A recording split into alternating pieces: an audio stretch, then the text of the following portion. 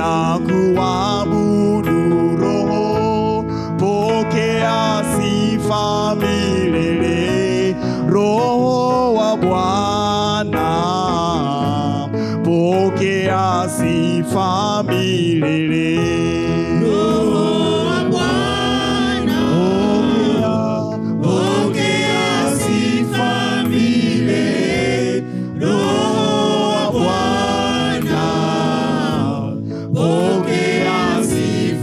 Pokea Roho wa Bwana, pokea sifa milele. Roho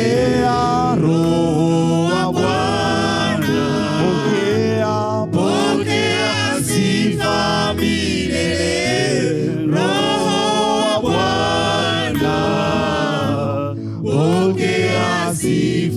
Pokea sifa Roho wa Bwana, pokea sifa milele.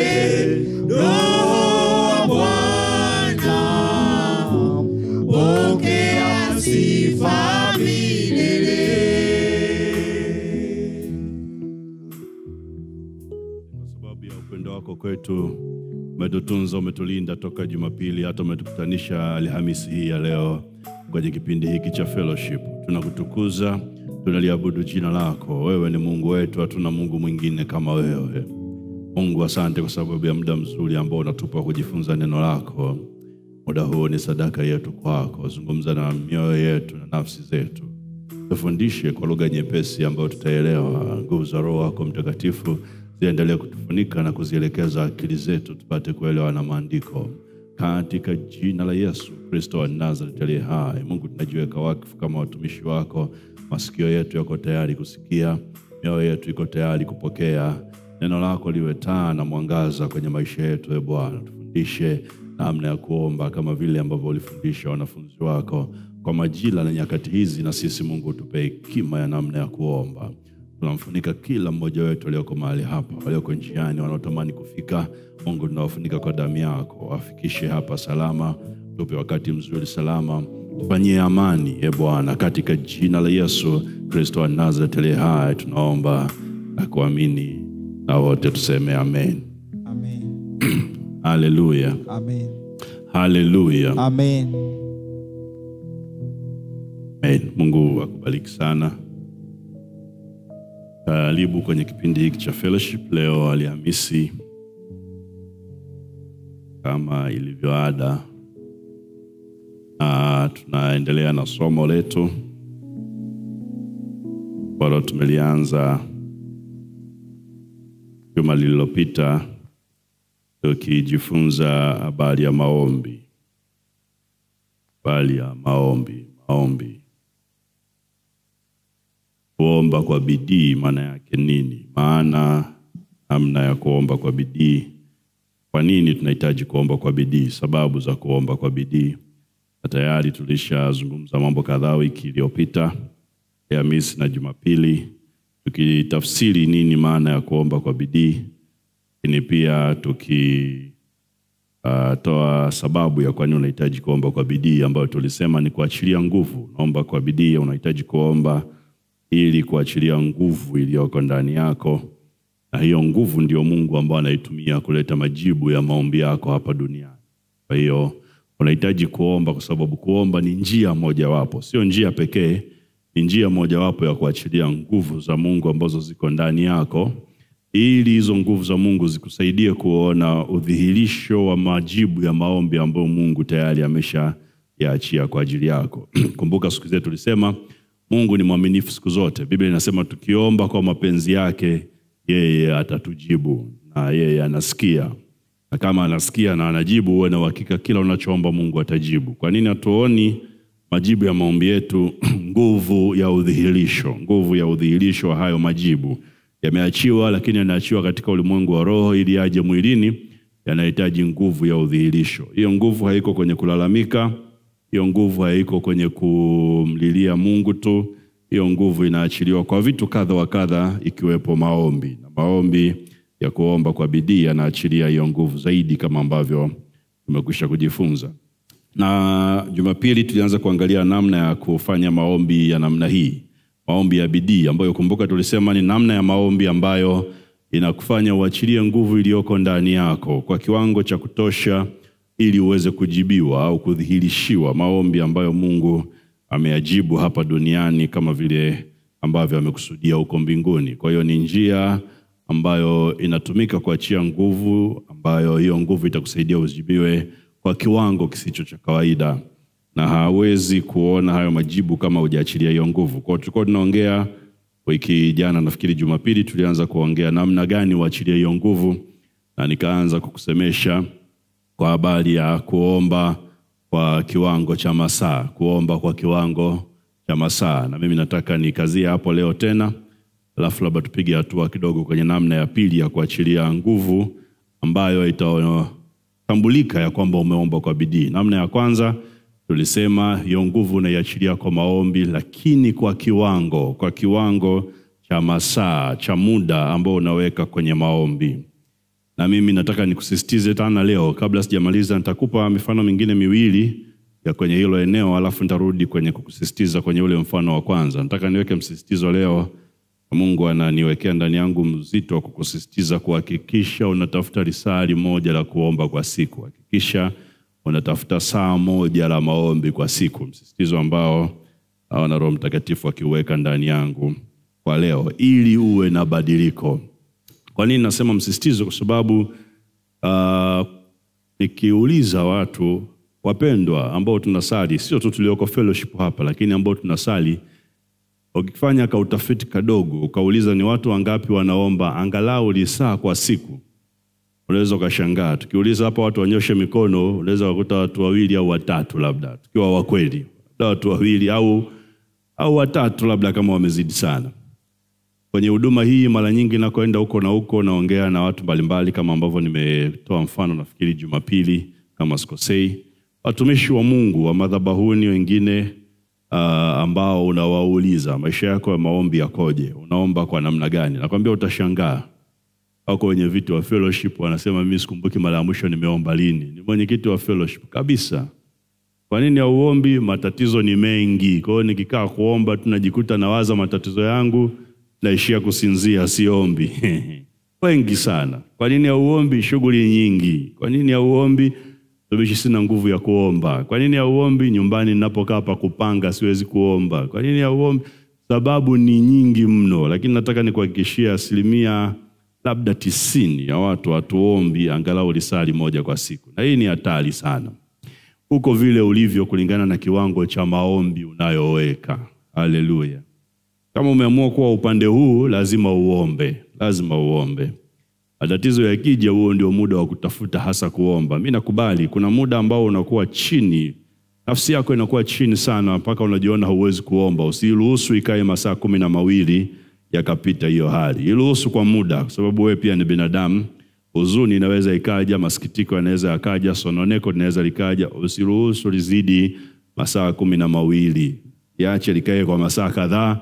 Ndani ya hayo masaa tafuta namna ya kuomba. Mtu mmoja nikawa naongea naye akaniambia sasa nafanyaje? Siwezi kabisa mimi, siwezi. Inakuwaje hapo, nafanyaje? Nikamwambia moja ya kitu ambacho nimejifunza mimi ni kuwazima upako. Na moja ya eneo ambalo watu wanaweka upako ili tuwazime ni kwenye nyimbo. Kwa hiyo ni muhimu sana ukawa unasikiliza nyimbo za kusifu, nyimbo za kuabudu. Watumishi wengi saizi wanarekodi nyimbo zao. Sikiliza nyimbo. Na kila muda Mungu atakupa wimbo wa majira au wimbo wa nyakati. Kuna wimbo tu unakugusa kwa muda fulani, kwa majira fulani, unasikia unakugusa, unasikia unakusukuma. Huo wimbo ushikilie. Kwa hiyo mimi ninapofika hatua ambayo naona ni mzito sana wa kuomba, ninaweka wimbo ambao naona utanisukuma kwenye hilo wingu la kuomba. Nakaa hapo hata maybe dakika 20-30, sikiliza ule wimbo, naimba na utafakari. Mara nyingi yazidi dakika 30. 20-30 hapo. Ukikaa huo muda unaosikiliza huo wimbo, utashangaa tu ile wingu limekuchota. Umeazima ule upako, unaanza kuomba. Kwa hiyo lazima ujifunze pia kuazima upako. Mimi nasema kuazima upako. Kurekodi nyimbo naambia wanakwaya huwa ni kuwekeza upako ili wanaotaka waje wa uazime. Kwa hiyo unaazima ule upako unakusukuma. Unaenda, unafika muda unaisha. Unajisikia tena mkavu katikati ya maombi. Ukianza kutafakari, hauna nguvu ya kuendelea, azima tena huo upako. Rudi kwenye kusifu, rudi kwenye kuabudu, mpaka upate mpenyo wa kuomba. Lakini hakikisha unaomba na usilalamike, hakikisha unaomba. Bwana Yesu asifiwe. Angalau saa moja kwa siku. Hii ni changamoto nataka nikupe. Hakikisha unaomba angalau saa moja kwa siku. Kuomba angalau saa moja kwa siku kutabadilisha maisha yako big time. Unaweza usione leo, unaweza usione kesho, lakini mimi nataka nikwambie future yako, kesho yako imebebwa na maombi unayofanya leo. Hakikisha unaomba angalau saa moja kwa siku. Usiruhusu hali yoyote ile ikakuondoa hapo. Nilikupa mifano ya kuachilia nguvu kwa njia ya kiwango cha masaa cha maombi. Nikakwambia na mifano kama 6. Wa kwanza nikakwambia huu unaosema angalau uombe saa moja kwa siku, angalau saa moja kwa siku. Na tukisema maombi ya angalau saa moja kwa siku ni maombi, namaanisha maombi. Hatumaanishi kusifu, hatumaanishi kuabudu. Tunamaanisha dakika unazoziweka kwenye maombi. Sababu wengine wanakutana kwenye maombi ya namna hii, wanaanza kusifu, wanaanza kuabudu, wanatoa tafakari ya neno, wanasali. Wanaviweka vyote kwenye saa moja. Kwa hiyo watajikuta wameomba dakika 15, lakini wanasema tumekutana kwenye risali moja la maombi. Risali moja la maombi kama maombi ndio tunalozungumza. Hivyo vitu vingine vipe muda wake. Kwa hiyo Mathayo 26 mstari wa 40 unatuambia hivyo, angalau saa moja. Injili ya Marko 14:37 nayo inazungumza habari hiyo ya kuomba saa moja. Injili ya Marko sura ya 14 mstari wa 37 ni sawa na Mathayo 26:40, kuomba angalau saa moja. Niliwahi kusema siku fulani nikikuta habari imeandikwa kwa wainjili hawa wanne, mara nyingi napenda kusoma Marko, sijui kwa nini, lakini naona kama vile anakuwa na taarifa nyingine kidogo za ndani kuliko labda wainjili wengine, lakini nafikiri mara nyingi napenda kusoma kwa Marko. Kwa hiyo sura ya 14:37 akaja akawakuta wamelala usingizi. Akamwambia Petro, "Je, Simoni, umelala? Hukuweza kukesha saa moja?" Kukesha saa moja maana yake ni muda. Kukesha maana yake ni muda mrefu.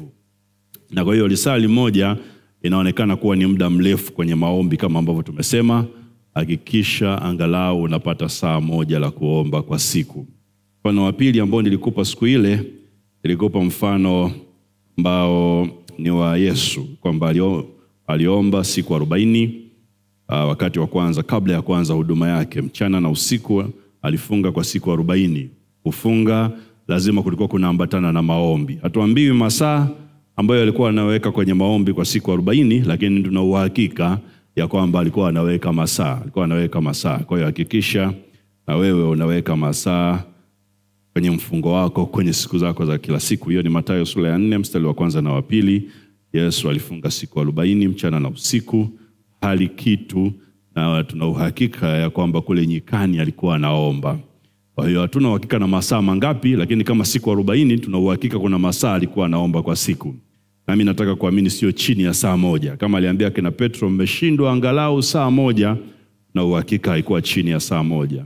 Tuna uhakika pia haikuwa chini ya saa moja kwa maisha yake ya kimaombi. Jaribu kupa mifano kadhaa ambayo tuliitembea juzi. Kila mara alikoenda faragani kuomba, alikaa sio chini ya saa moja. Kwa hiyo tuna uhakika ya kwamba hapa pia alikuwa na masaa mengi ambayo aliyawekeza. Na ni muhimu sana kiwango cha masaa.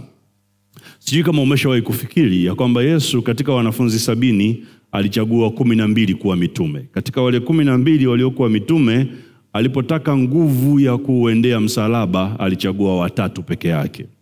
3. Walikuwepo 12 wote bustanini, lakini alipotaka kwenda mlimani kuomba, alipotaka kwenda kuomba bustanini Sole kwa ajili ya kikombe hiki ikiwezekana kuniepuke, hakuchukua wote 12. Aliamua kuchagua 3 kati yao, Yohana, Yakobo na Petro, akaenda nao ili apate kuomba. Kwa nini hakuchukua wote 12? Kwa nini hakuchukua 12? Ni muhimu ukajiuliza. Kwa nini? Moja ya jibu ambalo mimi nalipata ni kwamba kuna masaa aliyohitaji ya maombi na alitaka yale masaa yatimie. na ili kuyatimiza kwa wepesi zaidi alihitaji watu wa kumsaidia. Nitakwambia baadaye kwenye njia mojawapo ya kuachilia nguvu, nitakwambia baadaye.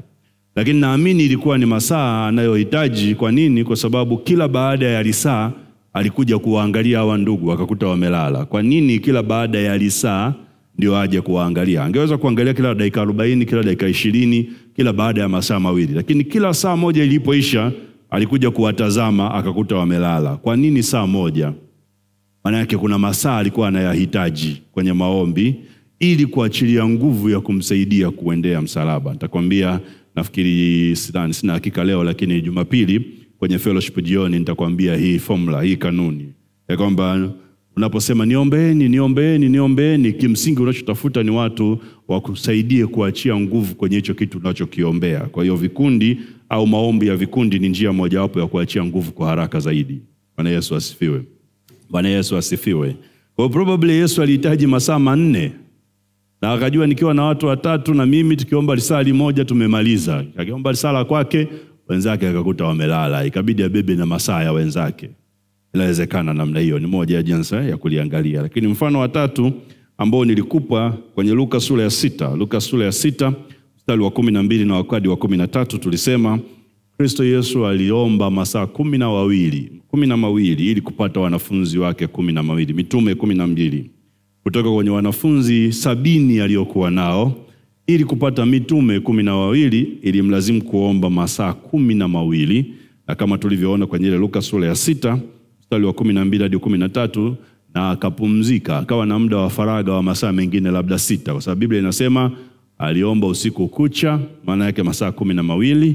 Na baada ya hapo akachagua mitume mchana. Ilipofika mchana akawaita mitume akachagua. Kwa alikuwa na muda wa faraga wa masaa mengine zaidi labda 6 baada ya yale maombi ya usiku kucha, ndipo akachagua mitume 12. Kwa hiyo ni muhimu kila mtume mmoja saa moja. Kila mtume mmoja ni kama risali moja alikuwa anatumia kuomba.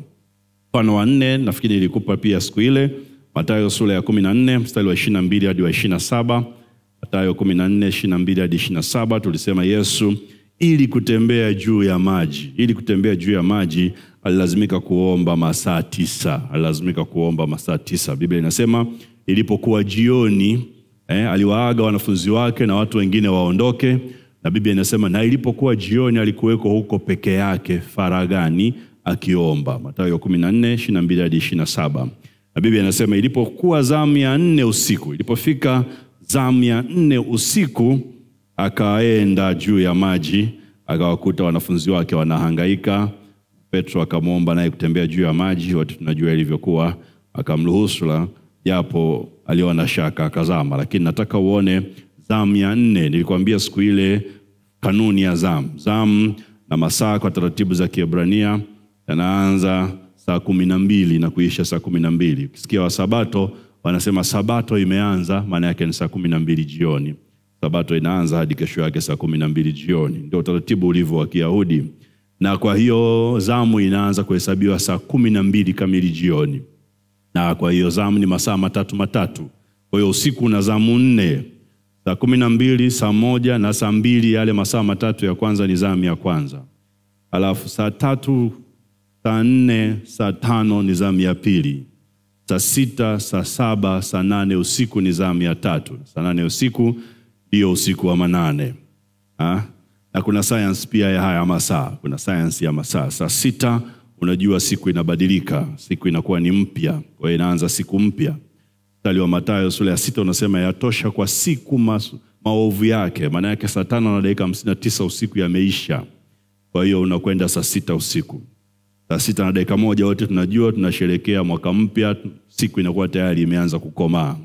Kwa hiyo saa 6 ni siku mpya. Saa 7 usiku ni siku kamilifu, ni siku ambayo imekomaa, ndio ukamilifu wa siku unatimia kama namba 7 ilivyo. Saa 8 usiku wa manane ni mwanzo mpya. Saa 9 pia ni utimilifu na mwanzo mpya, na yote yana maana yake. Kuanzia saa 6 mpaka saa 9 usiku ni muda wa muhimu sana kwenye ulimwengu wa roho, wote wa giza na ule ulimwengu wa nuru, wote ni wa muhimu.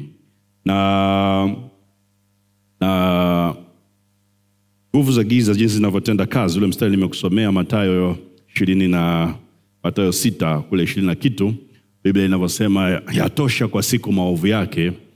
Ukisikiliza watu wamefanya kazi katika ulimwengu wa giza, wanasema ya kwamba mabaya yaliyokusudiwa kwako kwa siku ya leo yanaishia saa 5:59. Ikishafika saa 9 kamili ni siku mpya, yale mabaya hayawezi kukupata. Ili yakupate lazima yahamishwe. Kwa hiyo kama ni uchawi uhamishwe kwenda siku ya pili. Kama usipohamishwa hauna nguvu. Ndio maana wenzako hawalali. Wakati wewe unalala, wao hawalali. Ikifika muda huo wanahamisha hivyo vitu vyao kwenda siku ya pili. Na kiroho pia saa 8 usiku wa manane ni muda ambao watu wa nguvu za giza wanautumia sana kuachilia mambo yao ya nguvu za giza. Ni usiku torolo, kumetulia, saa 8 ya usiku ndiko mambo mengi ya nguvu za giza yanaachiliwa. Tunaamini kwa maandiko na sina muda wa kukupitisha, lakini kama mtu amenamkiwa laana ya kifo, hata kama imeambishwa saa 6 usiku, imehamishwa, akaweza kuvumilia au kupita aidha kwa maombi au kwa nguvu zingine, akafika saa 9, huyo mtu hawezi kufa kwa hiyo laana ya jana yake. Labda atumie laana ya siku mpya. Ikifika saa 9 hajafa, afi mpaka tena ile cycle ianze nyingine. Ndio maana wengi mkienda hospitali unakuta watu wamekufa usiku. Saa ngapi? Saa 8. Angalia, saa ngapi? Saa 8. Wachache ambao kama hauombi anaweza akafa muda wote, lakini kama unamuombea ukiweza kufika saa 9 usiku, hiyo vita umeishinda, hawezi kufa mpaka wajipange tena kuja kuhamisha. Kwa hiyo kuna hiyo science ambayo sio kazi yangu leo kuieleza, lakini ni muhimu ukaijua. Na kwa nini unaombe kwenye mida ile ya usiku ambao tunasisitiza? Kwa sababu unakuwa kwenye uwanja wa vita halisi, unakuwa kwenye uwanja halisi wa vita na kuzuia vitu visitokee kwenye muda wake halisi. Ni muhimu sana. Nilikwambia kuna mstari ambao unasema hii tulikuwa tunaangalia zamu ya 4, ambao zamu ya 4 nimekuonyesha inaanza saa 9, saa 10, saa 11. Kwa hiyo Kristo Yesu inawezekana saa 9:01 ndio alitokea anatembea. Maana yake wanasema zamu ya 4, hawasemi saa ngapi. Lakini kama ilikuwa saa 9 tayari, maana yake ana masaa 9 tayari aliomba. Kuanzia saa 12 mpaka saa 8 usiku yote ni masaa 9 akiomba, ndipo akatembea juu ya maji. Biblia inasema, nafikiri kwenye Injili ya Luka sura ya 12 mstari wa 30 na kitu, 12 Injili ya Luka 38 nafikiri, inasema ni heri yule atakayekutwa yu macho hata zamu ya 2 na zamu ya 3. Ngoja labda tuangalie Injili ya Luka sura ya 12 mstari wa 30 na 38. Tuweza kuanza 36 labda. Nanyi weni kama watu wanaomngojea bwana wao atakaporudi kutoka harusini, ili atakapokuja na kubisha mumfungulie mara. Unaona, muwe kama watu wanaomngojea bwana wao atakapokuja na kubisha mumfungulie mara. Heri watumwa wale ambao bwana wao ajapo atawakuta wanakesha. Amini na waambieni, atajifunga na kuwakaribisha chakulani, atakuja na kuwahudumia. Angalia mstari wa 38, anasema na akija zamu ya 2 au akija zamu ya 3 na kuwakuta hivi, heri watumwa hao. Akija zamu ya 2 na zamu ya 3, akija zamu ya 2. Biblia haiandiki vitu kwa bahati mbaya, inaandika vitu kutupa ufahamu. Akija zamu ya 2 au akija zamu ya 3, Biblia inasema waheri watumwa hao. Kwa hiyo akija zamu ya kwanza akakuta wako macho ni fine. Akija zamu ya 4 akawakuta wako macho ni fine. Lakini ni kama hakuna kipya sana, kwa sababu zamu ya 4, kumbuka, saa 9 unaelekea asubuhi tayari. Wengi wanaweza kuamka hapo, hata kama ni kuamka. Tunasema sadaka nzuri ni ile inayouma. Sadaka nzuri wapendwa, tunasemaga ni ile inayouma. Sasa inayouma ni ya zamu ya 2 na zamu ya 3. Ambayo zamu ya 2 saa 3, saa 4, saa 5. Zamu ya 3 saa 6, saa 7, saa 8. Ukiweza kuomba masaa hayo kuanzia saa 3 usiku hadi saa 8, zamu ya 2, zamu ya 3, Biblia inasema waheri watumwa hao. Maana yake una kitu unapata cha ziada. Wana baraka. Heri maana yake baraka. Heri maana yake kufanikiwa watumwa hao. Ndio maana tunasisitiza maombi ya usiku. Kwa nini? Kwa sababu muda mwingine ni muda wa kawaida, kila mtu anaweza kufanya. Ile ni sadaka yako, lakini pia ndio muda ambao wenzetu wamesoma na wanautumia, kwa sababu wengi tunakuwa tumelala, na Biblia inasema unapolala ndipo adui anakuja kupanda magugu. Haleluya. Badili muda wako wa kulala. Bwana Yesu asifiwe. Hakikisha unafanya maombi angalau lisaa kwa siku, na hapa tulikuwa nakupa muda mzuri, ni muda wa usiku. Hiyo ni somo nyingine kabisa, labda tutaiongea siku nyingine, lakini sijajua bali Mungu amenisukuma nikwambie hiyo. Lakini nilikuonyesha hiyo ya kwamba Kristo Yesu aliomba masaa 9 ili aweze kutembea juu ya maji. Zamu ya 4 ndipo alitembea juu ya maji. Nataka nikupe mifano mingine miwili, alafu niweke msisitizo kwenye ile lisali moja. Kwa nini lisali moja? Nataka nisisitize hapo. Wapendwa, tukipata watu 5, watu 6, watu 7 ambao wanaomba saa angalau moja kwa siku kwa ajili ya mambo yao na mambo ya mtaa wetu, mtaa utabadilika, utashangaa. Tuko hivi au tuko vile tulivyo kwa sababu ya maombi tunayoomba au tusiyoomba. Uko hivyo kwa sababu ya maombi unayoomba au usiyoomba. Na mimi nataka nikutie changamoto. Somo hili linakuja wakati mwafaka tunapomaliza nusu hii ya kwanza ya mwaka. Tunapoenda nusu ya pili ya mwaka, weka kuwa ni nia yako mwaka huu mpaka unaisha upate angalau saa moja la kusali. Niambie Desemba, yale ambayo ulikuwa unafikiria hayawezekani, utashangaa yamesogea. Mimi nakwambia utashangaa yamesogea. Haleluya. Bwana Yesu asifiwe. Mfano wa 5 ambao nataka nikupe ni mfano wa Paulo na Sila. Paulo na Sila, Matendo sura ya 16.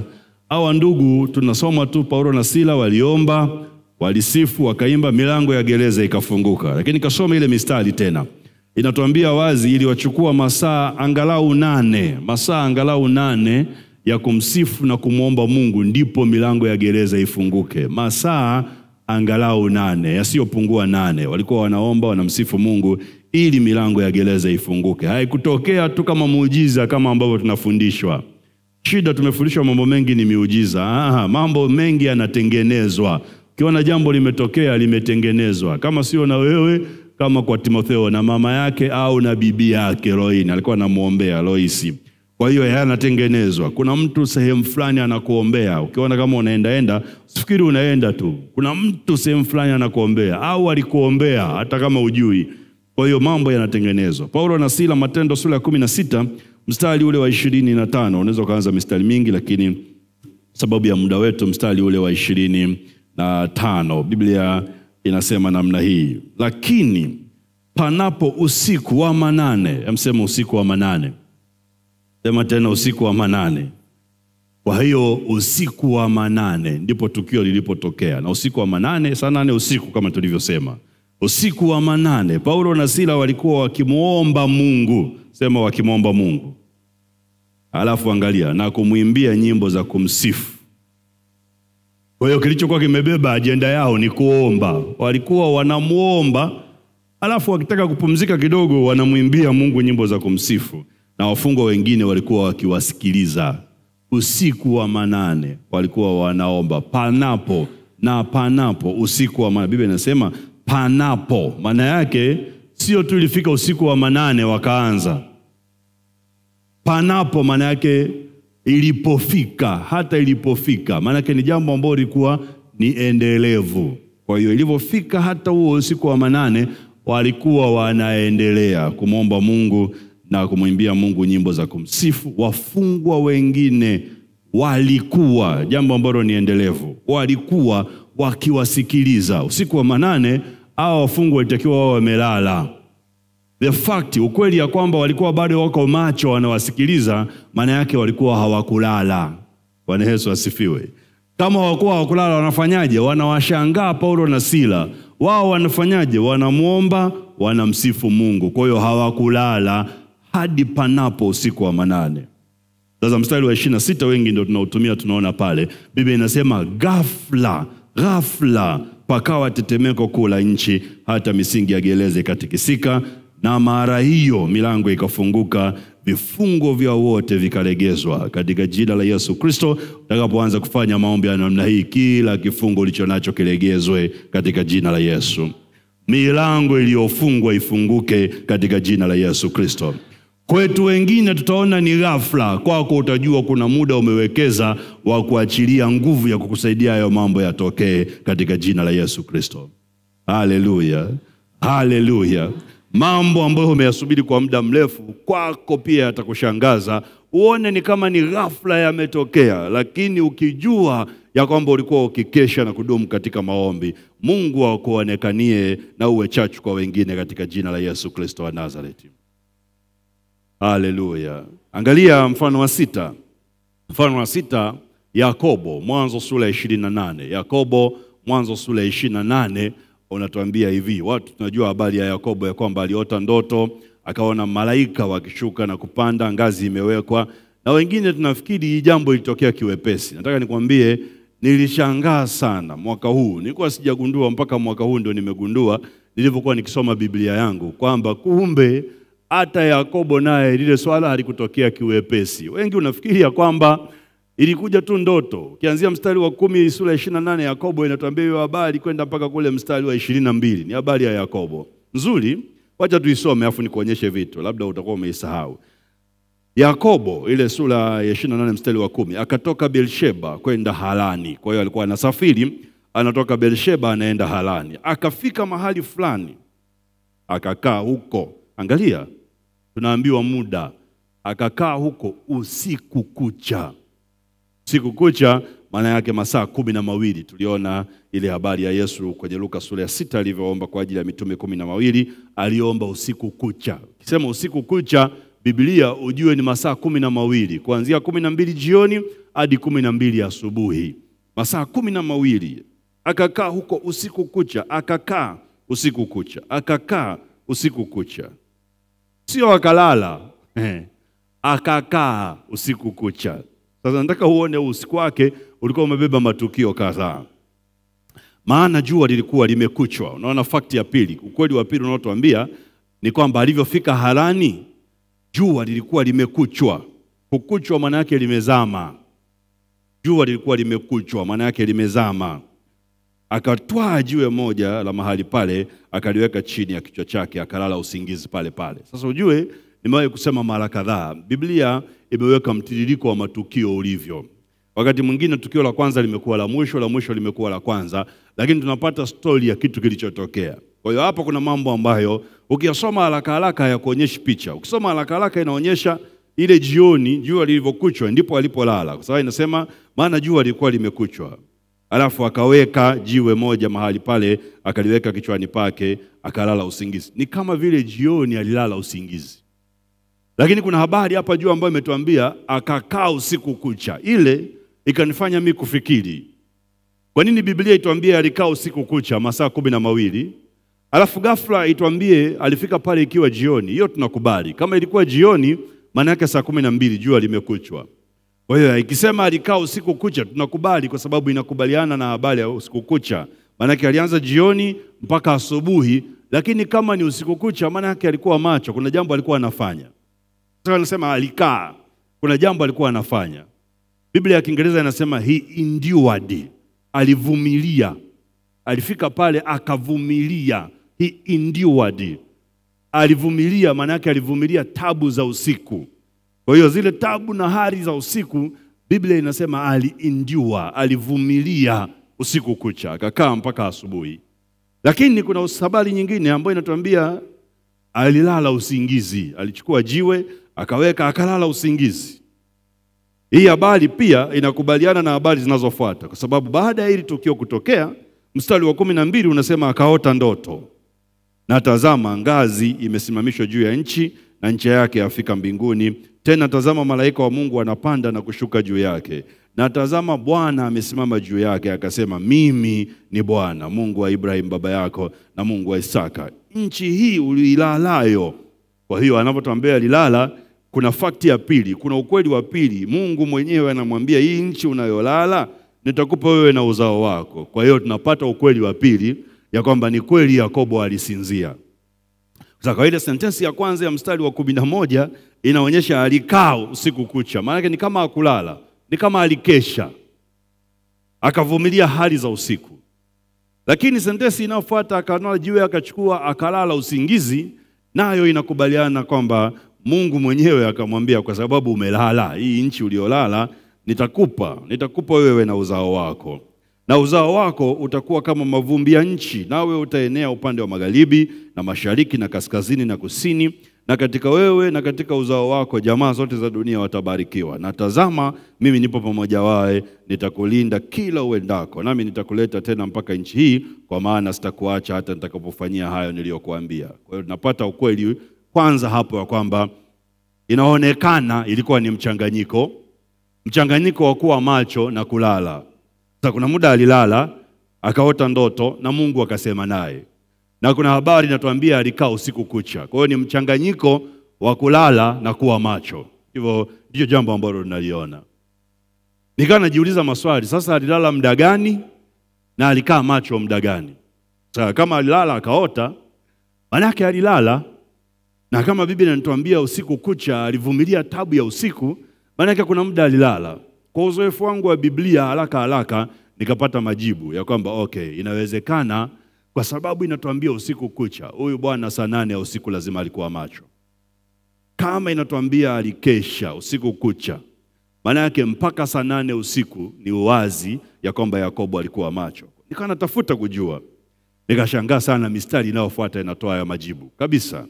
Mstari wa 16 kwa mfano unasema Yakobo, angalia, akaamka katika usingizi wake. Kwa hiyo ni ukweli ya kwamba alilala. Akasema, kweli Bwana yupo mahali hapa, wala mimi sikujua. Naye akaogopa, akasema, mahali hapa panatisha kama nini, bila shaka hapa ni nyumba ya Mungu, napo ndipo lango la mbinguni. Nataka nikwambie wewe ambaye unaomba Mungu akutokee, sijui kama akutokea utakaa. Haleluya. Wewe tunaomba Mungu nionekanie, Mungu nitokee, Mungu nitokee. Mungu anatisha. Yakobo kwenye ndoto tu alivyomuona, Biblia inasemaje? Akaogopa. Akasema mahali hapa panatisha kama nini, bila shaka hapa ni nyumba ya Mungu. Kwenye ndoto Mungu anatisha. Haleluya. Angalia mstari wa 18. Unasema Yakobo akaondoka asubuhi na mapema. Okay. Kwa hiyo tunazidi kujua kwamba alilala, alafu akaamka, alafu asubuhi na mapema akaondoka, akalitoa lile jiwe aliloweka chini ya kichwa chake. Kwa hiyo mara ya 4 tunaona uthibitisho wa kwamba alilala. Sababu kuna jiwe ambalo linazungumziwa tena hapa chini ya kichwa chake, akalisimamisha kama nguzo na kumimina mafuta juu yake, akaita jina la mahali pale Betheli, lakini mji ule na mistari ambayo inaendelea. Nataka uone hapa habari nyingine nzuri ambayo tunapewa, ambayo inatusaidia kujua muda aliosali. Ni hii ambayo inasema naye akaondoka asubuhi na mapema. Mungu akanisemesha ndani ya kwamba hii imebeba ujumbe. Kwa hiyo ikabidi nianze kufuatilia asubuhi na mapema kwenye Biblia maana yake nini. Na ili ujue lazima urudi kwenye utaratibu wa wenzetu wa Yahudi. Sasa ndiko Biblia ambako iko centered sana. Kwa hiyo nikataka kujua kwa Kiingereza inaitwa early morning. Hii asubuhi na mapema ya Kiyahudi ilikuwa ni saa ngapi? Ni muda gani? Na utagundua ni saa 11 asubuhi. Kwa hiyo anaposema akaondoka, sio tu asubuhi na mapema. Early morning ni saa 11 alfajiri. Kwa hiyo hiki kitendo cha Yakobo kusimamisha nguzo na kupimina mafuta juu yake kilitokea saa 11 asubuhi, maana yake kabla ya saa 12, kabla ya siku ile kuisha, usiku ule kuisha. Ndio early morning. Inaanza 11 asubuhi mpaka saa 2 nafikiri asubuhi wanasema wenyewe. Hiyo inaitwa asubuhi na mapema. 11 alfajiri hadi saa 2 nafikiri asubuhi. Kwa hiyo nataka kuamini kwa sababu Biblia inatuambia alitoka asubuhi na mapema, ni kama lile tukio la kutokewa na malaika ambako hakutaka mtu amuone. Ninaamini alifanya lile tukio saa 11 alfajiri. Akachukua lile jiwe, akalisimamisha, akamimina mafuta, akaita Betheli, akaweka ahadi zake pale. Sasa unajuaje ameomba masaa mangapi? Unajuaje alikuwa macho masaa mangapi? Unajuaje amekaa macho masaa mangapi? Jambo la kwanza litakalo kusaidia kujua ni kuanza kutafakari kwa kurudi nyuma. Kwamba kama saa 11 alfajiri tuseme, ndipo alichukua hili jiwe, alifanya maamuzi ya kuchukua jiwe, akalisimamisha, akamimina mafuta. Maana yake hii ndoto iliyomtokea na kuitafakari na kufanya maamuzi lazima kulichukua muda. Kulichukua muda gani? Lazima iwe muda nyuma ya saa 11. Kwa hiyo tuashumu ilikuwa saa 10 alfajiri. Na muda pekee ambao tunauona ni hakika ni saa 10 na saa 9 alfajiri. Kwa hiyo tuna masaa mawili. Kwa nini? Kwa sababu Biblia imeshasema akakaa usiku kucha. Maana yake lazima saa 8 alikuwa macho.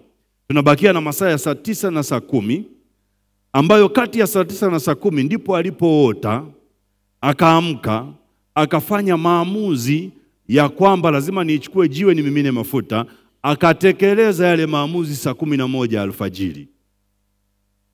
Kwa hiyo aliota kati ya saa 9 usiku na saa 10. Natafuta kwenye Biblia ya kwamba hii tukio la namna hii limetokea wapi tena, kwa sababu Biblia inasema kwa ushahidi wa watu wawili, kwa ushahidi wa watu wawili neno linathibitika. Ukienda kwenye kitabu cha Samueli wa kwanza sura ya 3, sitakusomea. Samueli wa kwanza sura ya 3 kuanzia mstari wa kwanza na kuendelea, utakuta habari ya Samueli iko hivyo hivyo.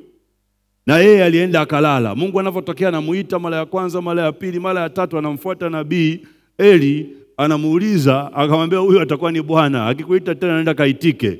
Biblia inatupa mfano mmoja, inatupa fakti moja, ukweli mmoja, kwamba wakati haya yanatokea taa ya Bwana ilikuwa haijazimika. Maana yake taa ilikuwa inazima saa 12 asubuhi. Kwa hiyo naye inatupa ukweli ule ule, ni kati ya saa 9 hadi saa 11. Inafanana na habari ya Yakobo na watu wengine ambao sina muda wa kupitisha kwenye Biblia. Lakini jambo la pili ambalo linanipa kuamini mida hiyo ni kusoma ndoto zenyewe, kwamba ndoto inatokea kwa muda gani. Yaani wewe ukiota ile ndoto ambazo unaota, sio kama umeshawahi kujiuliza, unavyoota alafu unaamka, unafikiri hiyo ndoto inakuwa imechukua muda gani? Haleluya. Nitakuchanganya nikienda huko, lakini vitu ambavyo mimi najaribu kuvifuatia kwenye Biblia. Hivi ukiota umeenda Marekani, uko airport, ukapanda ndege, ukaenda Marekani, umetua sio wapi, umepokelewa sio na nani kule Marekani, maisha yako yamebadilika, afu unashtuka unajikuta umelala pale pale kitandani. Umeota dakika ngapi au masaa mangapi? Sasa kutoka hadi Marekani ndege ni masaa yanaweza kufika hadi 24. Inategemea umepita wapi. Sasa 12 na kuendelea. Umeota umeenda Brazil na umefika, ujue. Umefika Brazil, umeona siko pana nini Brazil, umepaona. Umetembea kwenye uwanja sio wapi wa Arsenal, umeona hadi umeshuhudia na mechi ya mpira. Unaona? Ngoja nikwambie jambo, ndoto ni halisi. Yaani ndoto ni maisha halisi. Usiseme eti nimeota ukafikiri ilikuwa ni ndoto tu. Kiroho umeenda kweli. Hii habari mpya nyingine nakupa. Usije ukaota ukamka ukasema nimeota ni ndoto tu. Hakuna ndoto tu. Ndoto ni ulimwengu halisi wa roho, ni vitu halisi vinatokea. Ukiota unazini, umezini. Wewe amka utubu, rekebisha uendelee mbele. Ukiota yani ndoto, ukiota umekuwa na maisha mazuri, ndivyo ilivyo kwenye ulimwengu wa roho. Sasa unayavutaje aje halisia? Hiyo ndio nakwambia, usilale. Ukiamka kwa staili hiyo, muda huo amka, anza kuomba. Kama ni mambo mazuri, yatamke yaje kutokea kuwa mazuri. Kama ni mabaya, yakatae yasikupate. Ukiacha itakupata kweli. Tunaenda sawa sawa. Nilikuwa naona mfano wa mtu mmoja, binti ambaye alienda kusoma, sikumbuki ni nchi gani, lakini ni nchi alienda kusoma, sikumbuki nchi gani, maybe China au Japan. Ameenda kusoma udaktari. Kwenye mtandao, na nyinyi watu wa mtandao inawezekana mmeshaiona. Yule binti akaenda kusoma udaktari, amepata wafadhili. Ameenda kusoma udaktari. Mwaka wa kwanza nafikiri, mwaka wa pili akaanza kuugua kama sikosei. Akaumwa kweli kweli. Anaumwa, mwishowe akashindwa kutembea. Hawezi kutembea kutoka kitandani. Kwa hiyo anatembea kwenye wheelchair, kwenye baskeli zile za walemavu. Hawezi, miguu imejikunja, hawezi kutembea. Ishiwa nguvu. Wamemtibu Japani huko, wamehangaika naye haponi. Wakaamua wamrudishe nyumbani Tanzania. Sasa ifikiri umetibiwa Japani hujapona, wanarudisha Tanzania. Akarudishwa. Hayo biashara imeisha. Bahati mbaya sana nikiangalia ile video ni mtu wa imani ambayo si ya kwetu, imani ya pili. Lakini nikawa namwangalia, namuonea huruma. Sasa hapo anaeleza ameshakaa hapa Tanzania pia nafikiri mwaka tena au zaidi. Mama yake analia, hali yake ni mbaya, kumtibia tu hawezi akiwa hapa. Wafadhili sasa wameshaacha, maana walikuwa wanamsaidia ili asome, hawatoi tena ufadhili. Kwa hiyo wameweka kwenye vyombo vya habari, wanaomba asaidiwe. Kama kuna Watanzania wa Samaria wema wamsaidie. Siangaliagi sana habari za mtandao, lakini hiyo ikanivutia kuisikiliza. Nikamsikiliza mpaka mwisho dada anaelezaje. Akawa anahojiwa, tatizo lako lilianzaje? Sio Mkristo, achilia mbali mlokole, Muislamu wa dini kabisa nyingine huko. Wanamuuliza hili tatizo lilianzaje? Akasema hili tatizo lilianza siku moja nimelala naota. Nikaota naumwa kwenye miguu na nyoka wengi sana. Nyoka wengi wamening'ata kwenye miguu wakaniuma. Nikamwambia mama, nikamsimulia, akaniambia achana nayo. Sijui achana nayo au sijui alienda kwa nani wakafanya sijui swala gani wanajua wenyewe, wakapuuzia, wakaona imetoka. Toka siku hiyo miguu ikaanza kumuuma. Fikiri miaka 2 nyuma ameota ile ndoto, miguu ikaanza kumuuma mpaka akashindwa kutembea. Mpaka mimi naiona hiyo labda ni miaka 3 imepita na yuko kitandani analia, ni wa kusaidiwa kila kitu. Tatizo lilianzia wapi? Ndoto. Aliota anaumwa na nyoka kwenye miguu. Sasa unasemaje ndoto sio halisi? Yaani unawezaje kusema hii ni ndoto tu? Hakuna issue ya ni ndoto tu, ni halisi. Ukiota umepigwa risasi, umepigwa kweli. Ukiota sio unaruka hewani, unarushwa kweli. Yaani ni ukweli, ulimwengu wa roho ndivyo ulivyo. Kimwili uko ulipo, kiroho hilo jambo limefanyika. Kwa hiyo ukiota ndoto, jambo la kwanza Biblia inatufundisha, andika. Jambo la pili, hakikisha unaamka muda huo unaomba. Kama huwezi angalau umeandika, ishughulikie mara ukiwa na nguvu ya kufanya hivyo. Kwa nini nakwambia uandike? Kwa sababu pia kuna kitu kingine. Ayubu anatuambia tabia ya ndoto ni kuruka, inapotea. Kwa hiyo ndoto unayoota usipoiandika mara nyingi unaamka umeisahau. Kwa nini? Ayubu anasema ni tabia ya ndoto kuruka. Zinaruka. Ikija ikimaliza hiyo ndoto kazi yake inaruka, kama ina mabawa inaondoka zake. Hivyo Biblia inasema, sio mimi. Kwa hiyo ukiacha kuiandika muda huo unasahau. Mpaka umombe Mungu tena akukumbushe. Okay, kwa nini naongea haya mengi? Naongea haya najaribu kumtafakari Yakobo kwamba aliota muda gani? Na swali langu likawa ni unafikiri hiyo ndoto kwa mfano au binti kuumwa nyoka ilichukua muda gani? Au wewe ndoto unayoota unafikiri inachukuaga muda gani? Sio kama kuna mtu ameshafanya utafiti na kufuatilia. Hata mimi nilikuwa sijawahi kufuatilia. Na hata nikifuatilia saa hizi ngumu kujua. Sasa sinaota, sasa nitajuaje? Maana ningekuwa naambiwa sasa ndoto inakuja, una rekodi unajua imetumia risaa. Ngumu kujua. Lakini kwa uzoefu na kimaandiko, kiangalia kuangalia maandiko na uzoefu ambao tunauona kwenye maandiko, ni ukweli ya kwamba ndoto inakaa muda mfupi sana. Ukiota ndoto dakika nzima, hiyo ni ndoto ndefu mno. Yaani dakika moja ndoto ndefu mno. Nyingi ni chini hata dakika moja. Yote unayoyaota yote yanakuwa chini ya dakika moja. Nyingi ni hivyo. Mpaka unashtuka, nyingi ni chini ya dakika moja umeota. Yaani yote wewe ndoto yote uliyoota ndefu nyingi hazifiki dakika moja. Very rare itazidi dakika moja au itafika. Ni fupi mno lakini imebeba a lot of information. Imebeba vitu vingi sana. Hiyo ndio ulimwengu wa roho unatakiwa kuwa hivyo. Mara moja kila kitu kimefanyika. Haleluya. Kawaulize wachawi, wakifumba wakifumbua wako Kisarawe. Akifumbua pap yuko Kigoma Berisia. Wao wanatumia siku 3 na train. Yeye anaambia fumba macho, akifumbua hayupo. Ni faster. Ndivyo ilivyo ulimwengu wa roho. Haleluya.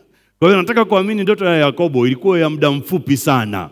Hiyo anaona ngazi inavyoelezwa utafikiri aliota sijui akaona kama movie unaangalia risaa. Hamna. Ni kitu kilitokea ndani ya dakika moja au chini ya dakika moja. Chapu kinatokea kinaona. Hiyo picha yote ni ndani ya muda mfupi. Ndio maana ni rahisi mno kuisahau. Kwa sababu ni kama flash imepita, imeondoka. Ndio maana ni rahisi mno unaamka hivi nimeota nini? Fikiri kitu umeota dakika 10, huwezi kukisahau. Yaani dakika 10 kinapita unaona mkanda wa movie unasahauje sasa? Unasahau kwa sababu inapita ni piu.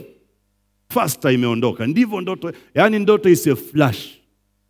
Inapita kama nyota hivi kama umeme. Kwa hiyo ni chini ya dakika moja imeisha. Yote unayoyaona yametokea ndani ya muda mfupi sana.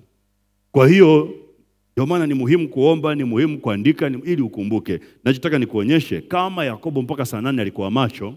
Usifikiri hii ndoto aliyoota ilichukua masaa mengi, hapana. Saa 11 alichukua jiwe akalimiminia mafuta, maana yake aliamka akatafakari. Kama alitafakari lisaa zima ni saa 10. Kwa hiyo hii ndoto ilitokea saa ngapi? Labda saa 10 au saa 9, kwa sababu lazima kuna muda alilala kulingana na haya maandiko, na mimi nataka kuamini alilala baada ya saa 8 usiku kwa sababu alihimili tabu za usiku. Tabu ya usiku iko saa 8, saa 6 hadi saa 8 Hapo ndio pana tabu ya usiku. Baada ya hapo imeisha. Kama Biblia inasema usiku kucha alihimili tabu, maana yake lazima saa 8 alikuwa macho. Kwa saa 9 tuseme alilala. Akaota ndoto katikati. Maana pia kuna kutafuta usingizi. Wengi unafikiri usipolala muda mrefu ndio usingizi unakuja haraka. Mimi ni shuhuda ya kwamba usipolala muda mrefu usingizi pia ni kazi kuupata. Yaani ukikesha siku 2, mimi kuna siku inatokea siku 2 sijalala kabisa, inatokea. Siku 2 au siku 2 na kidogo sijalala kabisa. Nikija kulala nahangaika kupata usingizi kweli mpaka naamka tena nakaa kitandani. Nasikia sio kwamba sina usingizi, upo, lakini ni tabu kurudisha mwili kwenye hali yake ya kawaida. Haleluya. Haleluya. Na kwa hiyo ndio ilivyo, kadri unavyonyima usingizi unaondoa hali ya kawaida ya mwili. Wale wameenda jeshini watajua kuna siku zile zinaitwa za hakuna kulala. Wiki 6 za mwanzo ulali, unanyima usingizi, wanakutoa uraia wanaita. Natolewa uraiani, ule utu.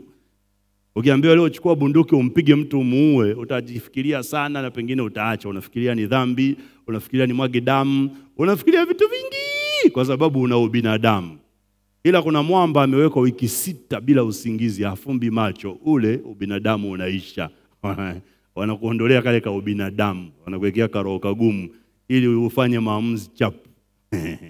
Kwa hiyo kutokulala pia kuna vuruga akili jamani. Haleluya. Nachotaka uone ni kwamba huyu jamaa kama alilala saa 9, labda alihangaika nusu saa tuseme akapata usingizi. Kwa hiyo labda saa 9:30 amelala. Baada ya hapo akaota hii ndoto, akaamka, akatafakari, saa 11 ndio akaenda kufanya tendo alilolifanya. Kwa hiyo unaona ni masaa 8 Yakobo alikuwa macho. Alikuwa macho. Na si tu amekaa. Ile Biblia ya Kiingereza inasema wazi alikuwa ana intercede. Ana intercede. Ukisoma lile neno ambalo linasema mstari wa 11, mstari ule wa 11 unasema akafika mahali fulani, akakaa. Ile neno akafika, akakaa ni lighted upon. Maana yake alikuwa anafanya intercession. Moja ya tafsiri mojawapo ni intercession. Intercession ni maombi ya upatanisho. Kwa hiyo alikuwa tu hajakaa, anafanya maombi ya upatanisho. Ndipo Mungu akamtokea, akamwambia mimi ni Mungu wa baba zako. Akampa zile ahadi ambazo alipewa kina Ibrahim. Alikuwa anafanya maombi ya upatanisho. Masaa 8 anaomba, masaa 8 anaomba. Baada ya hapo ndio akaruhusu ndoto kutokea na majibu yake akapokea na Mungu akamuonyesha nini cha kufanya na akaweka agano na Mungu. Kwa hiyo ni muhimu sana kwa kadri ambavyo unajifunza kuomba muda mrefu, moja ya jambo ambalo litatokea ni hili ya kwamba unapolala kama unajifunza maombi haya ya usiku, mara nyingi Mungu anasema mida hiyo. Unapolala mara nyingi utatokewa, utaonyeshwa ndoto, utaonyeshwa maono, Mungu atasema na wewe. Kama haufanyi maombi ya namna hii, maisha ya maono hayawezi kuwa sehemu yako. Huyu alivuta haya maono kwa masaa 8 mazima anaomba. Kwa hiyo ni muhimu sana. Ninachotaka kuonyesha hapa ni umuhimu wa kuomba kwa masaa. Nini Yakobo alikuwa anakifanya? Anaachilia nguvu pale Haran, pale Betheli. Anaachilia nguvu ambayo itasababisha yale mazingira yawe kama nyumba ya Bwana. Yeye mwenyewe anashangaa. Anasema hapa kweli ni nyumba ya Bwana, hata mimi sikujua. Lakini ni yeye mwenyewe ameachilia nguvu ya yale mazingira kuwa nyumba, kuwa mlango wa mbinguni ili udhihirike. Sikiliza. Hasemi maombi yangu yamefanya hapa pawe nyumba ya mbinguni. Wala hasemi ya kwamba mimi sijui labda zamani. Yeye anasema hapa kweli ni nyumba ya mbinguni. Hapa ni nyumba ya Mungu na ni mlango wa mbinguni. Na Mungu yuko hapa wala mimi sikujua. Sijui unaona? Maombi yake hayakufanya Mungu awepo. Maombi yake hayakufanya pawe pale mlango wa mbinguni. Maombi yake hayakufanya malaika wapande na kushuka kwenye ile ngazi. Hayo matukio yalikuwa yanaendelea. Ninachotaka kuamini Roho Mtakatifu tu alimsaidia kwamba simama hapa Harani. Hapa leo ndio ulale. Hiyo ilikuwa ni kwa uongozi wa Roho Mtakatifu. Alivyofika pale, jukumu sasa la kuona hapa ni nyumba ya Mungu. Jukumu la kuona hapa kuna ngazi na mlango wa mbinguni halikuwa la Mungu tena. Hilo lilikuwa la kwake.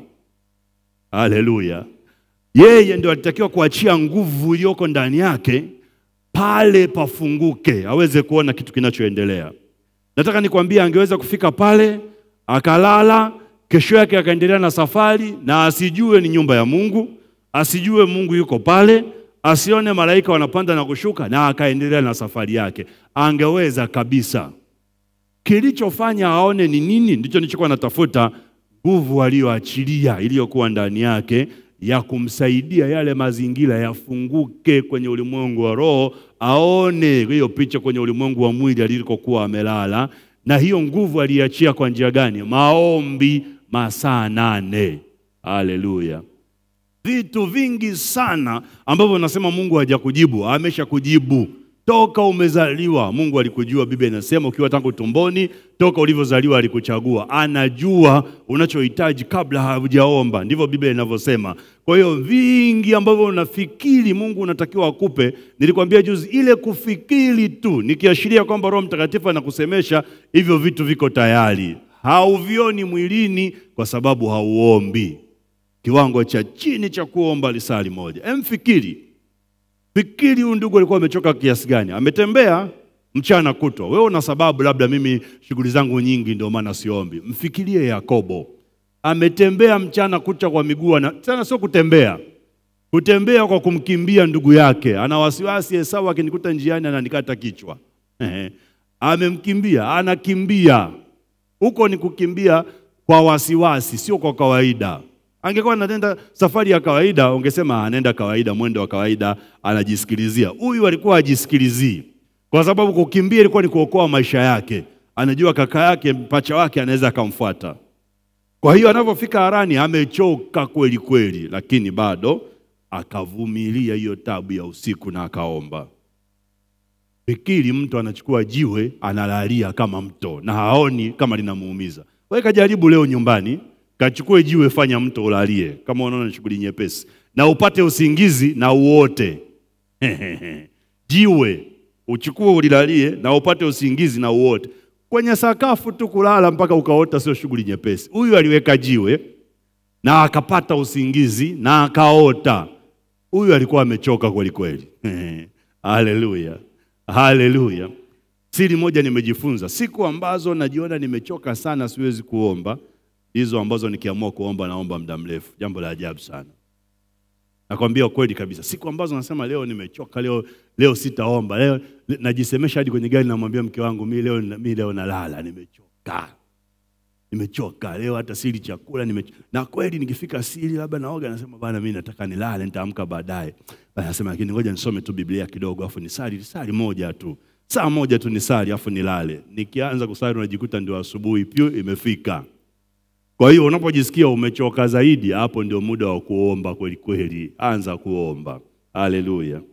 Usipate shida ya kwamba unasinzia. Ukisinzia tembea, ukisinzia tafuta kitu cha kukufanya usisinzie. Wewe endelea kuomba, hakikisha unapata muda na Bwana angalau saa moja kwa siku.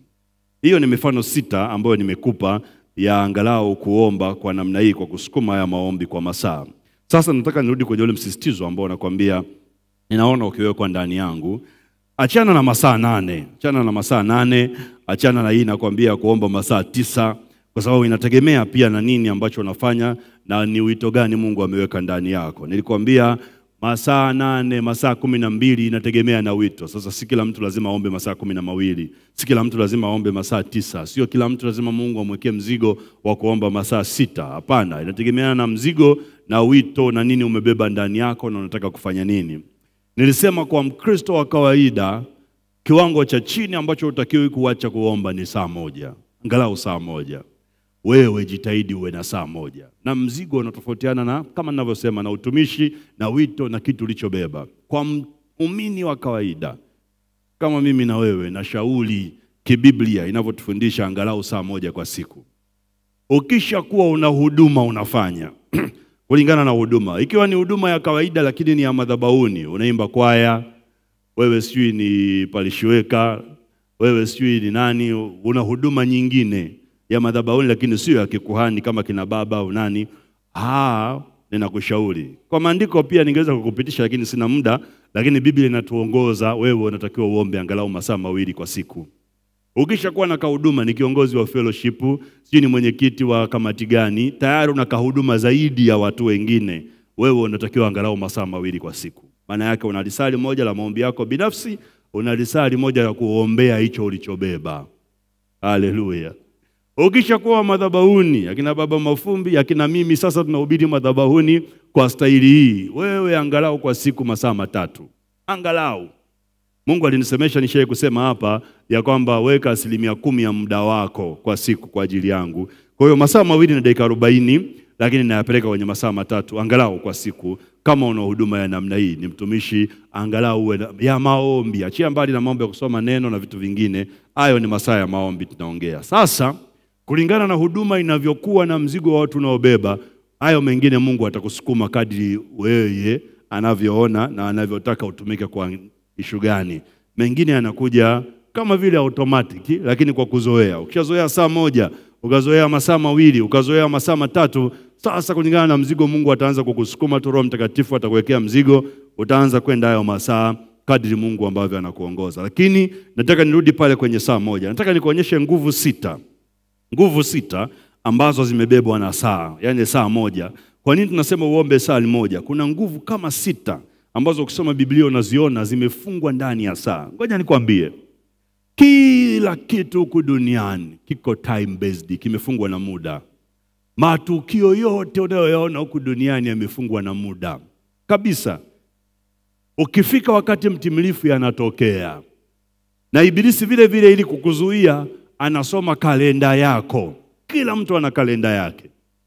Anasoma kalenda yako na anaangalia matukio yaliyoko kwenye kalenda yako. Hayo ndio anahangaika nayo. Kwa ni muhimu sana ukajua kila sekunde kwenye maisha yako ina thamani. Nilishangaa sana nikisoma Biblia, unagundua kuna thamani na nguvu kwenye dakika 1. Kuna thamani na nguvu kwenye risali 1. Kuna thamani na nguvu kwenye masaa 2, masaa 3, masaa 4, masaa 5, masaa 7.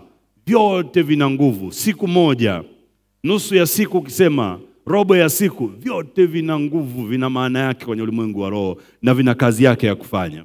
Kwa hiyo lazima uanze kujifunza. Sasa si kazi yangu kuanza kufundisha yote. Mengine labda ya ndani ya kiutumishi zaidi, lakini nataka nikuonyeshe kwamba kila time imewekwa kwenye Biblia ina nguvu. Kwa mfano watu wanaokasirika, nilikuwa nawaambia mtu, ukiona umekasirika sana, unataka kufanya jambo la ajabu, likitokea unasema mimi na hasira siwezi kujizuia.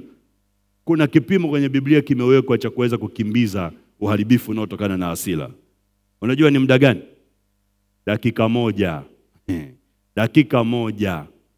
Yaani ukiona mume wangu amenikasirisha, mke wangu amenikasirisha, najisikia kumzaba kibao na mimi nishasema sitampiga mke wangu, namwambia mtu nyenyuka, ondoka hilo eneo alipo, kakae nje dakika 1, alafu rudi ndani. Hao hiyo hasira haipo tena. Au unadanganya? Itakuweko ya kawaida lakini sio ya kumchapa kibao. Itakuweko ya kawaida lakini sio ya kununua kisu mchome. Itakuweko ya kawaida lakini sio ya kuamua naondoka na rudi kwetu. Inawezekana hiyo imekuja na mabegi umebeba, lakini ukisema wacha nikajifungie bafuni dakika 1 nijimwagie maji dakika 1 ikiisha rudi afu jifikirie tena unataka kuondoka, utagundua utaki. Kwa hiyo kuna hicho ni kipimo kiko kwenye Biblia. Sasa angalia risali 1. Wagalatia sura ya 2 mstari wa 5 inatuonyesha nguvu ya kwanza ya risali 1. Saa 1 imebeba nguvu kubwa kuliko unavyofikiri, na mimi ndio maana kuhimiza ya kwamba uombe angalau saa 1. Sura ya 2, Wagalatia sura ya 2 mstari wa 5, Biblia inasema namna hii. Inasema ambao hata saa 1, yamsema saa 1. Kwa nini aseme saa 1? Ina maana ni kipimo. Anza kuombea biashara yako angalau saa 1, utashangaa. Wenzako kabla hawajaanza biashara hawafungui milango mpaka waswali, mpaka wapulize uvumba, mpaka waseme maneno. Wewe unakimbilia tu kufungua, unatoa vitu nje unauza. Haiendi namna hiyo. Ndio maana haupati wateja. Utapata wiki ya kwanza, baada ya hapo hawaji. Unaanza kumlilia Mungu, mbona umeniacha? Umejiacha mwenyewe. Wewe haujaachia nguvu hapo ya kuvuta wateja. Wenzako upande wa pili wameachia. Na inawezekana wamepita na kwenye eneo lako na wamelisemea. Kila mtu anayepita anaona hii biashara aone mavi, aone kinyesi. Wanasema anayepita hapa aone hivi vitu wanauza sijui nini, aone anauza sijui. Wanasema na watu wakipita mchana wanaona hivyo hivyo, auzi. Wewe unafungua hujatamka. Sasa unataka nini? Unataka ni utasumbua watumishi waje wakuombee. Lakini maombi ya watumishi wanakuja siku moja, mara 1, mara 2. Mtumishi, ulivyokuja wiki ile nimeuza sana. Baada ya wiki hiyo imekuwa hali mbovu zaidi. Ndio, kwa sababu alivyokuja ameachia nguvu. Hiyo nguvu imeweza kukusaidia kwa hicho kipindi. Wewe inatakiwa uendeleze uombi. Huyu anasema hivi. Huyu anasema ambao hata saa moja, hata, yani maana yake kipimo saa moja, ambao hata kipimo saa moja hatukujitia chini yao. Kwa hiyo una watu hapa ambao wanasema hata saa moja, Paulo anasema hatukujitia chini yao, ili kwamba, angalia, kweli ya injili ikae pamoja nanyi. Kisoma ile mstari ya juu utaona mstari ule wa 4 unasema, bali kwa ajili ya ndugu za uongo walioingizwa kwa siri, ambao waliingia kwa siri ili kuupeleleza uhuru wetu tulionao katika Kristo Yesu, ili watutie utumwani. Kwa hiyo kuna watu walikuwa wameingizwa kanisani kwenye injili, kwenye huduma ya kina Paulo, wawapeleleze kwa siri. Wakisha wapeleleza kwa siri, waweze kuwatia utumwani akina Paulo. Sasa angalia, Paulo anasema hawa jamaa hatukujiruhusu kuwa chini yao hata saa moja. Maana yake wangeruhusu kuwasikia. Wangeruhusu kuwasikia angalau kwa saa moja. Nini kingetokea? Biblia inasema wangeweza kuwatia utumwani, na mstari wa 5 unasema wangeweza kuibadili kweli ya injili isikae pamoja nanyi. Ili kwamba kweli ya injili ikae pamoja nanyi, hatukujitia chini ya kuwasikiliza watu angalau saa moja. Kwa hiyo moja ya nguvu ambao saa moja imebeba ni nguvu ya kutunza kweli ya injili isibadilishwe. Kila unapoomba, kama uko kwenye huduma, unaombea watu, unaombea kanisa, unaombea mtaa, ukiomba kwa angalau saa moja, unazuia uzushi, unazuia watu ambao ni wafitini, unazuia watu ambao wanataka kuatia watu kwenye utumwa ambao sio wa injili ya Kristo, wasibadilishwe na ule uzushi. Ndio maana anasema hatukujitia chini yao hata saa moja. Wangejitia chini yao angalau saa moja, wangeweza kubadilishwa. Haleluya. Haleluya. Wewe unafanya uinjilisti kwa muda gani? Dakika 10, 15 umemwacha huyo mtu. Kwa maanaye angalau lisali moja. Inatosha kwa umeachilia kweli ya kumbadilisha mtu. Ndio maana ingetakiwa mimi naturuhusu angalau mahubiri yetu tunahubiri lisaa, lakini hamtaki. Sasa mnabadilikaje? Watu hawabadiliki, wanataka dakika 15, 20. Nguvu imefungwa kwenye angalau saa moja. Haleluya. Haleluya. Si mstari huu hapa ambao hata saa moja hatukujitia chini yao, ili ile injili ambayo tumeitiwa isije ikabadilishwa. Sasa watu wanabadilikaje? Tunahubiri nusu saa, dakika 15, wanabadilikaje? Angalau lisaa. Haleluya. Na wale wengine tukija tunafunga vioo, tunakaza. Haleluya. Kwa hekima, lakini kwa hekima kadri Roho Mtakatifu anavyokujalia, lakini angalau lisaa. Hata kusoma neno angalau lisaa maana yake. Nataka uone nguvu ya saa moja. Saa moja linaweza kutunza kweli ya injili ili isibadilishwe. Kutunza kweli ya injili ili isibadilishwe. Kwa hiyo kweli yako pia, wewe si umeamini pia, ili uendelee kuishi maisha ya kutokuanguka dhambini pia, unahitaji angalau saa moja. Angalau saa moja. Sasa inatunza ile kweli ya injili. Ukiona unataka kuanguka, mwili umenyenyuka sana, kuna vijana wanakuja, mtumishi, mimi najitahidi sana, lakini kila nikijitahidi najikuta nimezini. Unaomba muda gani? Siombi. Sasa lazima uanguke dakika 10, au una nguvu ya kutosha. Angalau lisali moja, unakuwa na nguvu ambayo inazuia hiyo injili isibadilishwe. Ukweli, ule uwezo wa Mungu uletao wokovu, ndio injili, unawekwa na kutunzwa kwa angalau saa moja. Haleluya. Haleluya. Angalia jambo la pili. Mathayo sura 20 mstari wa 12. Saa moja, Mathayo sura 20 mstari wa 12 inaweza kusawazisha tabu na hali za kutwa nzima. Mathayo 20:12, saa moja imebeba nguvu ya kusawazisha tabu na hali za kutwa nzima. Yaani kama umekuwa na masumbufu ya siku nzima, kama Mathayo pia ile sura ya 6 anavyosema 34 nafikiri, anasema yatosha kwa siku maovu yake. Labda tuanzie pale. Mathayo sura ya 6 ule mstari wa 34 kama sikosei. Sura ya 6:34 anasema, basi msisumbukie ya kesho, kwa kuwa kesho itajisumbukia yenyewe. anamaliza kwa kusema yatosha kwa siku maovu yake. Sasa umekuwa na maovu mengi kwa siku nzima, masumbufu kwa siku nzima, taabu za siku nzima. Unataka kuzisawazisha. Saa moja linakuhusu. Mwambie jirani yako saa moja linakuhusu. Unasemaje? Mathayo 20:12 ndivyo anavyosema. Anasema hivi, wale jamaa waliokwenda saa 12 shambani. Unaweza kuanza ule mstari wa kwanza. Habari ya ufalme wa Mungu umefanana na tajiri, mtu mwenye shamba alipeleka watu shambani. Akatoka saa 12 akawachukua akawapeleka shamba la mizabibu. Akatoka saa 3 akawapeleka shamba la mizabibu. Akatoka saa 6, akatoka saa 9 na saa 11 akatoka akawakuta wengine wako sokoni hawana kazi, akawapeleka akafanya kazi kwenye shamba la mizabibu. Wakapatana kutwa dinari.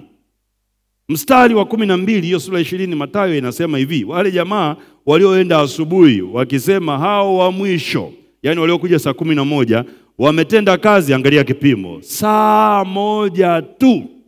Wametenda kazi saa moja tu. Yani sisi tumekuja saa 12 asubuhi mpaka saa 12 jioni. Hapa kuna jamaa umewakuta sokoni saa 11 jioni. Wametenda kazi mpaka saa 12 na sisi wote tunalipwa kutwa dinari. Wanalalamika. Wanasema hao wametenda saa moja tu. Sisi tumehimili mikiki yote ya mchana. Angalia kitu anachosema. Anasema baada ya pale, baada ya kusema wametenda kazi saa moja tu, anasema nawe umewasawazisha na sisi. Sema umewasawazisha.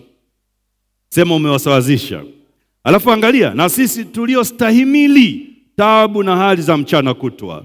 Kwa hiyo wao wamestahimili taabu na hali za mchana kutwa, wamelipwa dinari. Wamefanya saa moja, wamesawazishwa na hawa waliofanya masaa 12 wamelipwa kutwa dinari.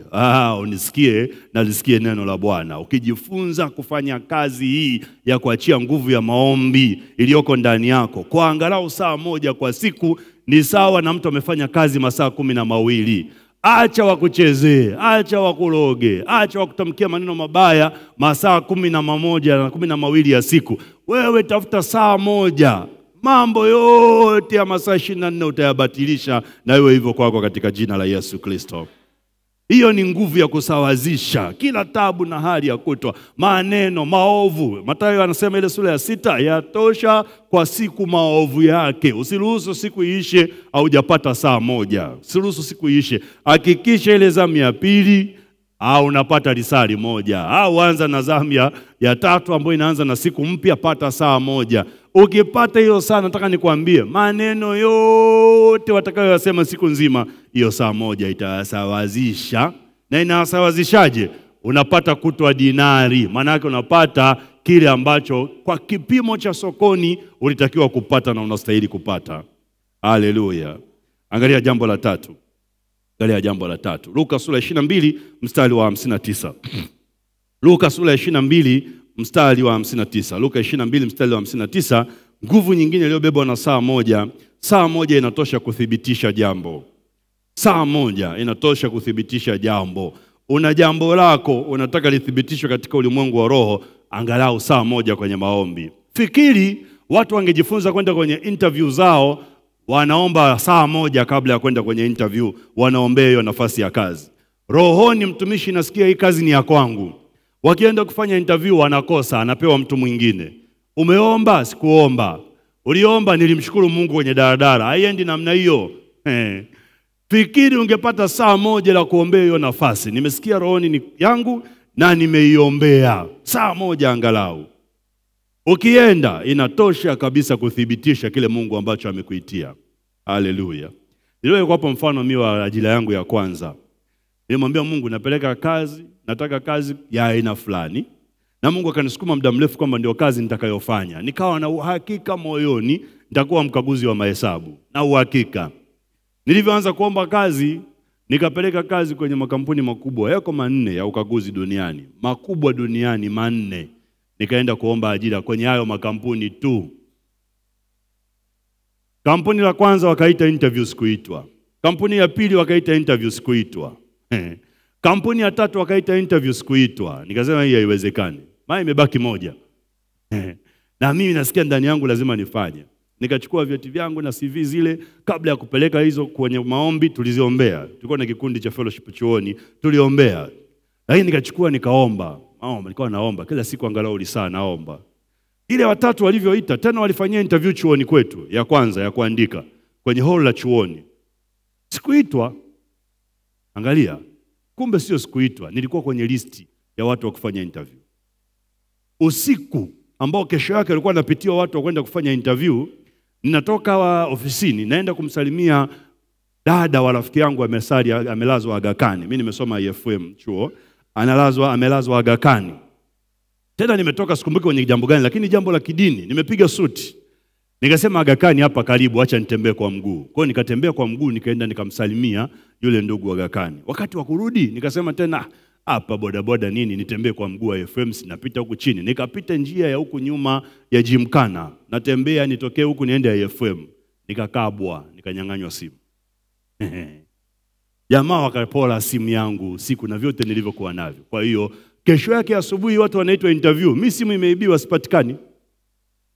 Watu wanakuja kufanya kazi interview shuleni, na shangaa mimi kwa nini sijaitwa? Yaani sielewi.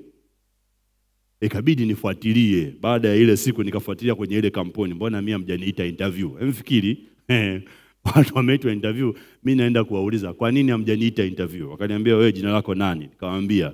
Wakaangalia, ambia jina lako hili kwenye listi ulikuwepo.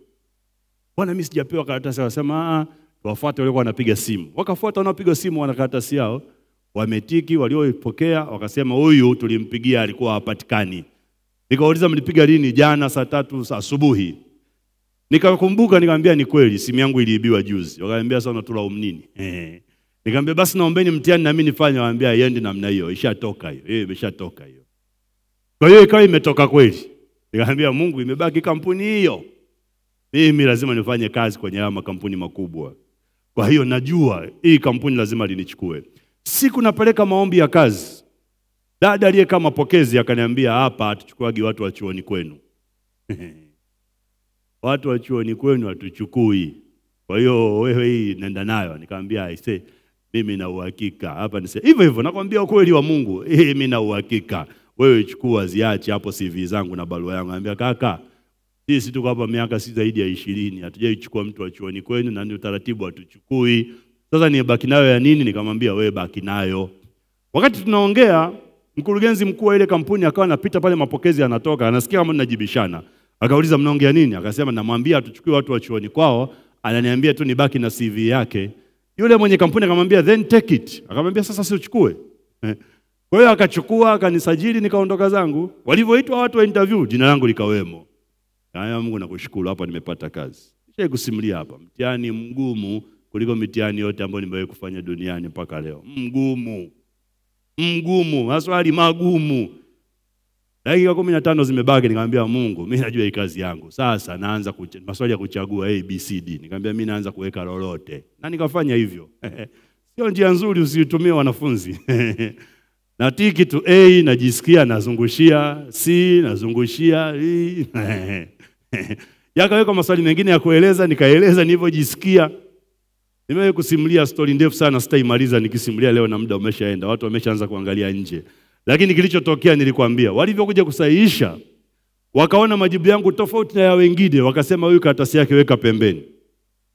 Walivyoweka pembeni, mmoja akasema lakini huyu kwa nini tusimwangalie? Kwa nini mnaweka pembeni? Kwa hiyo wakaitana, sijui wako 5, wote wakasema haya, tupitie majibu yake mmoja mmoja. Walivyopitia, wanasema nasimuliwa na HR baada ya kuajiriwa. Wakasema tukagundua majibu uliyoandika ni bora kuliko hata yale sisi tulikuwa tumeandika.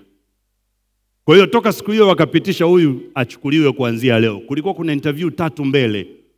Interview ya kwanza mimi nilishaamliwa na ajiriwa. Kwa hiyo naenda zile nyingine wananiangalia tu, lakini walishaamua. Na nikawa mtu wa kwanza toka IFM, chuo cha IFM, kuajiriwa kwenye ile kampuni. Wa kwanza, hajawahi kuajiriwa. Baada ya hapo wanaajiriwa watu.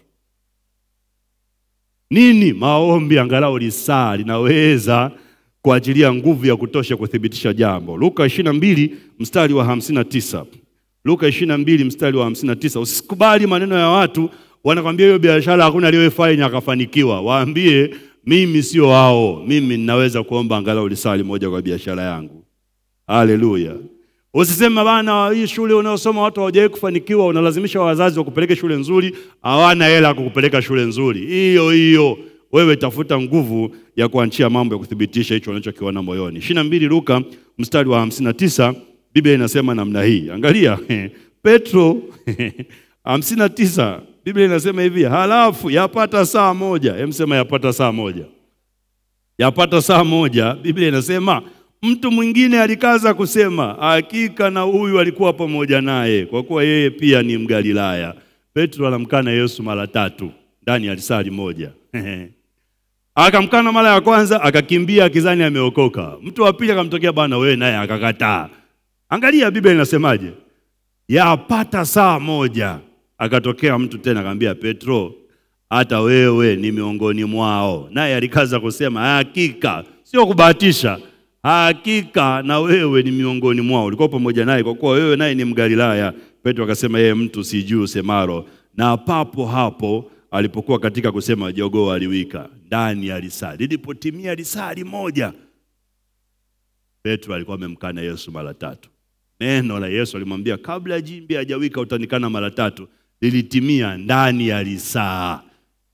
Na ilivyoisha risaa, akatokea mtu akathibitisha, akasema hakika, sio kwa kubahatisha, hakika. Akawa amethibitisha risaa. Kwa hiyo saa moja linaweza likathibitisha jambo, liwe baya au liwe zuri. Saa moja linaweza likathibitisha jambo. Tutamalizia hizi nyingine 2 alafu tutafanya maombi na maombezi Jumapili. Wacha tumalizie hizi nyingine 2. La nne au nguvu ya 4 iliyobebwa kwenye risaa. Saa moja inatosha kukupa mamlaka kama mfalme. Saa moja inatosha kukupa mamlaka kama mfalme. Ufunuo sura ya 17 mstari wa 12. Ufunuo sura ya 17 mstari wa 12. Nasisitiza ya kwamba uombe angalau saa moja kwa siku. Na hapa nakupa hizo nguvu ambazo unaziona kwenye Biblia kama 6. Hii ni ya 4. Tutamalizia zile 2 haraka, tutamshukuru Mungu, tutafanya maombi na maombezi wiki ijayo. Jumapili. 17 Ufunuo wa Yohana sura ya 17 mstari wa 12. Biblia inasema, na zile pembe 10 ulizoziona, angalia, ni wafalme 10 ambao hawajapokea ufalme bado. Pembe maana yake ni ufalme. Hizo pembe 10 unazoziona wafalme 10, lakini mpaka sasa hawajapokea ufalme bado. Kama vile ambavyo unajiona ni mfanya biashara mkubwa, haujawa. Unajiona una nafasi kubwa kazini, haujawa. Unajiona ni mtumishi mkubwa, haujawa. Sio kwamba wewe sio pembe. Ni pembe lakini haujawa. Angalia Biblia inasema, formula inabadilika. Lakini maana yake formula imebadilika. Lakini wapokea mamlaka kama wafalme. Lakini wapokea mamlaka kama mafalme muda wa saa moja. Sema muda wa saa moja.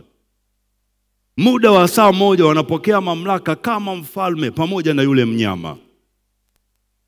Pamoja na mnyama ni jambo ambalo linaonyesha ya kwamba itakuwa na mpinga Kristo. Hawa jamaa wamekaa muda wote wanasubiri ufalme, hawajapata.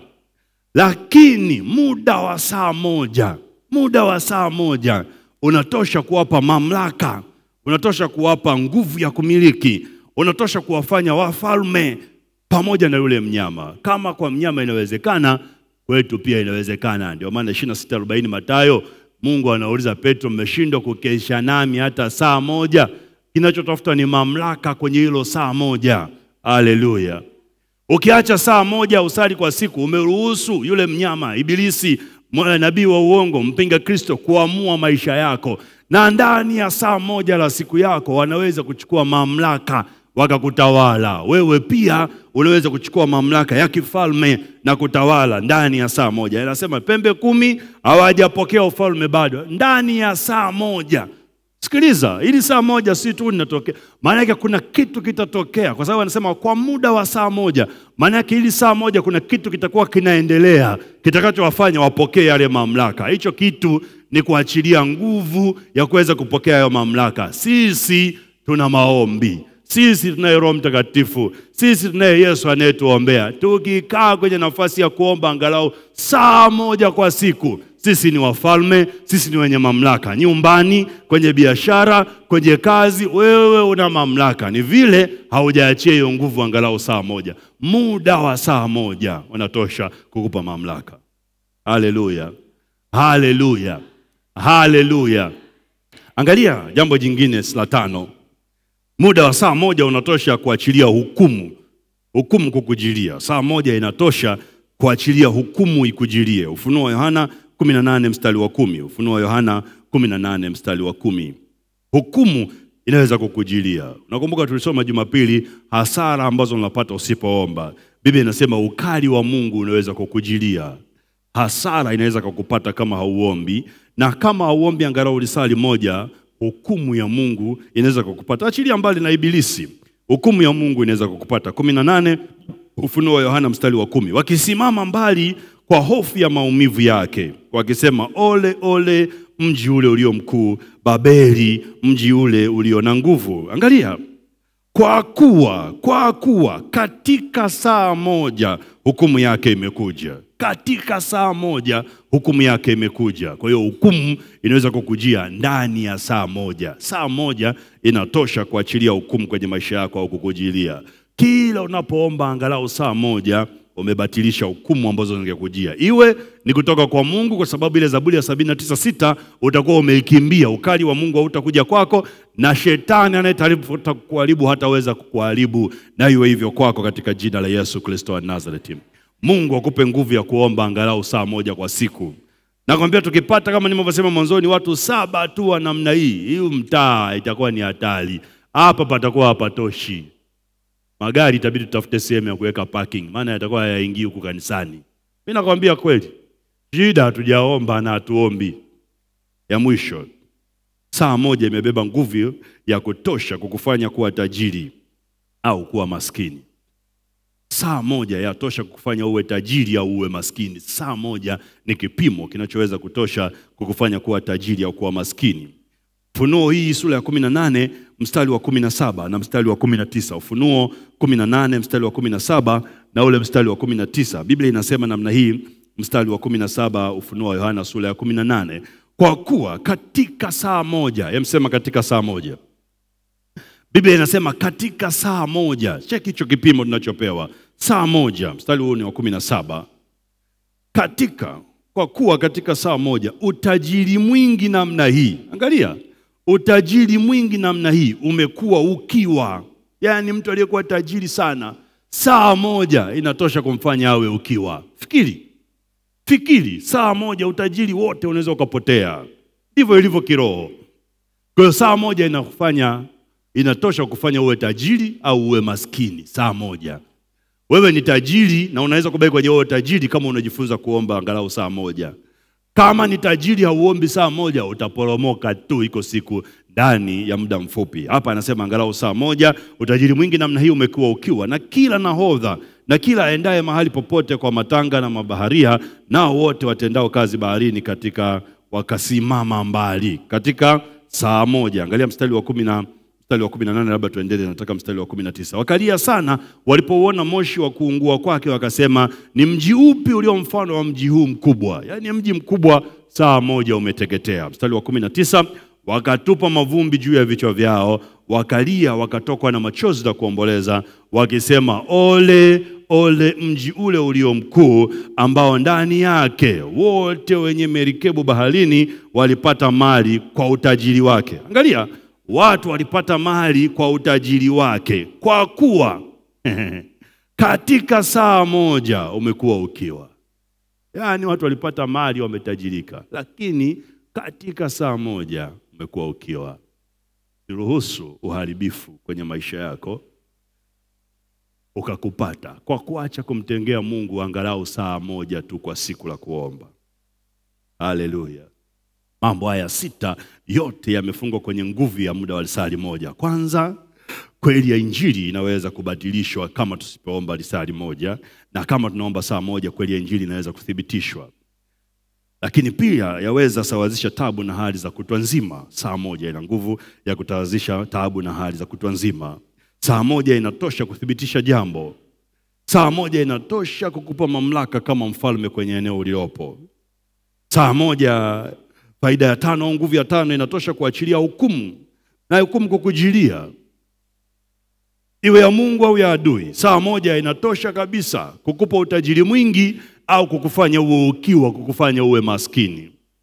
Kwa nini uendelee kuishi maisha ulionayo kwa sababu tu hauombi? Zaburi ya 79:6 inasema kutokuomba kuna adhabu. Kwa nini uendelee kuishi maisha ya namna hiyo? Kwa nini ufanikiwe afu upoteze mafanikio yako kwa mali zako kutokuwa kwenye mkono wako kwa sababu hauombi? Kwa kukosa saa moja tu kwa siku. Fanya nia ya badiliko leo, ya kwamba kuanzia sasa, iwe mvua iwe jua, lazima niombe angalau saa moja kwa siku.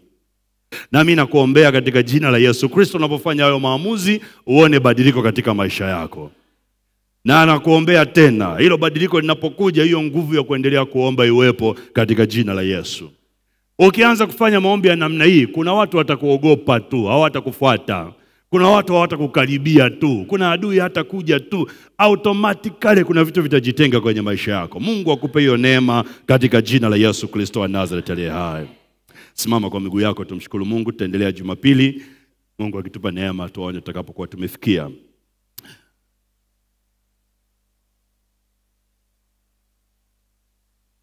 Nyosha mikono yako miwili juu. Sema asante Bwana Yesu kwa nafasi hii ambayo umetupatia ya kuwa mbele zako Alhamisi ya leo. Sema asante kwa kuwa umetusemesha habari ya maombi. Sema na mimi ninajua ya kwamba kuna ukurasa mpya wa maisha yangu unakaribia kufunguka. Ndio maana umeachilia somo hili. Sema Bwana Yesu, ninaomba rehema, ninaomba toba kwa kutokuwa na maisha ya maombi, kwa kutokutenga muda wa kukutafuta kwa siku zangu, au kwa kutafuta au kwa kukutafuta kwa muda kidogo. Sema naomba rehema, ninaomba toba kwa kiwango cha maisha yangu kilicho chini ya kiwango chako cha maisha, kwa sababu ya kutokuomba, Sema Bwana Yesu, ninatubu kwa ajili ya sababu zote, kwa ajili ya visingizio vyote ambavyo nimekuwa nikivitoa vinanisababisha nisiombe. Ninaomba rehema, ninaomba toba. Sema na kuanzia sasa Bwana Yesu, nafungua moyo wangu, akili zangu, fahamu wangu, nguvu zangu, naziachilia kwako ili unisemeshe na uniwezeshe kupata muda ndani ya masaa 24 ya siku zangu wa kuomba. Sema katika jina la Yesu, ninatakasa na kuweka wakfu siku zangu zote zilizobaki za mwezi huu wa 6 na mwezi wa 7 na mwezi wa 8 na mwezi wa 9 na mwezi wa 10 na mwezi wa 11 na mwezi wa 12. Siku zote nitakazoishi mwaka huu naziweka wakfu, na natenga muda wa kukuomba Bwana angalau saa moja. Sema katika jina la Yesu, Mungu niwezeshe. Sema katika jina la Yesu, Mungu nipe nguvu. Sema katika jina la Yesu, kila vizuizi vya ibilisi visiwe na nafasi kwenye muda wangu. Sema muda wangu huu ni sadaka kwako Yesu, katika jina la Yesu, katika jina la Yesu, katika jina la Yesu, katika jina la Yesu. Sema mwili wangu, mwili wangu nakusemesha ya kwamba kuanzia sasa wewe ni mtumishi wa Bwana kwa njia ya maombi.